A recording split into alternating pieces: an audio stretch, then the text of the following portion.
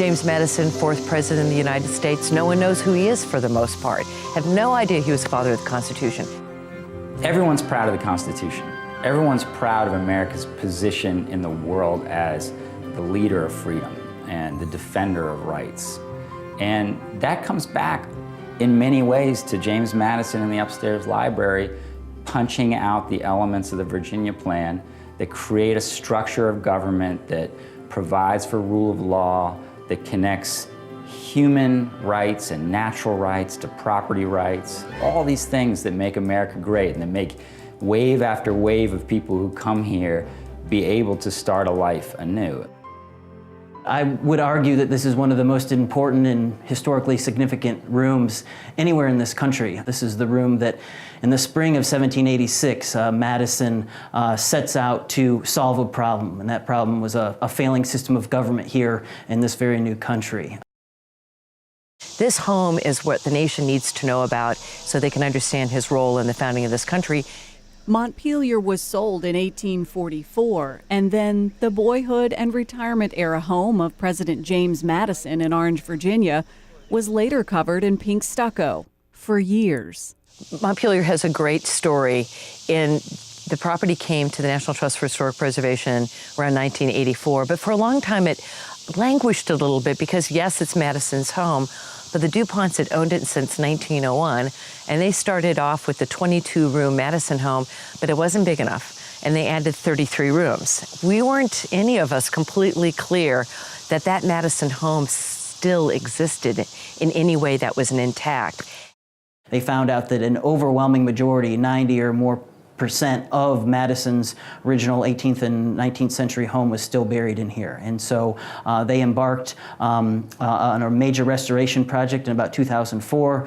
The actual physical structure was restored by 2008. And at that point, we had a restored building with empty rooms. And so the work of trying to track down and acquire Madison pieces that had left the home, was undertaken. Each room that we've interpreted and furnished through countless hours of curatorial research, I think really kind of opens visitors' eyes to the life of Madison when he was here. The entire estate has undergone a transformation from the ground up. We've got an area that's been untouched since the 1840s, and so you go down 2 or 3 inches in the ground below the topsoil, and you're at that early 19th century surface, the period we're trying to restore the property back to. And so we can find the foundations of buildings, the chimney bases, the footers for buildings, in addition to the scatters of artifacts.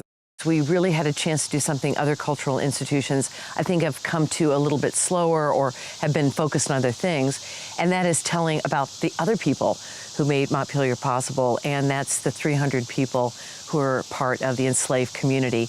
Montpelier Foundation opened a new exhibit this summer, The Mere Distinction of Color. And bringing the stories to light of more than just the labor, but to humanize many of the people who lived here, worked here, helped build this empire of America, and also this house and what we've sort of built on in the last 200 years is an incredible experience. Yes, Madison was an incredible person. Yes, the framers created the greatest structure for democracy that changed the course of human history.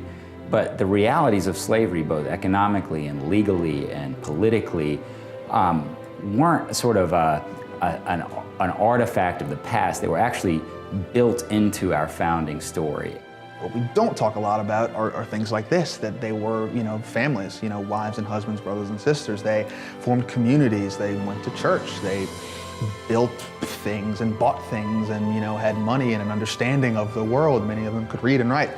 So I think bringing that to light, offering names to a lot of these people, the room in there with the names of the enslaved in Montpelier, offering agency to the individual. Some people will say to me, oh, this is really good, but slavery, that was really 200 years ago. Why do we still need to spend so much time talking about it?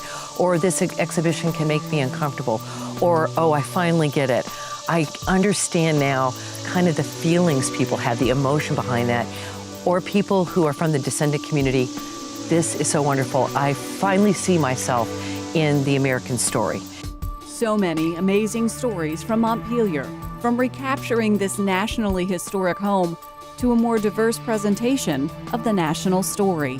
We want everyone who comes up that driveway to come here and encounter a story that they can relate to, that connects them to their democratic DNA in this country, to their rights and their freedoms. To learn more, visit WTVR.com/SeeVA.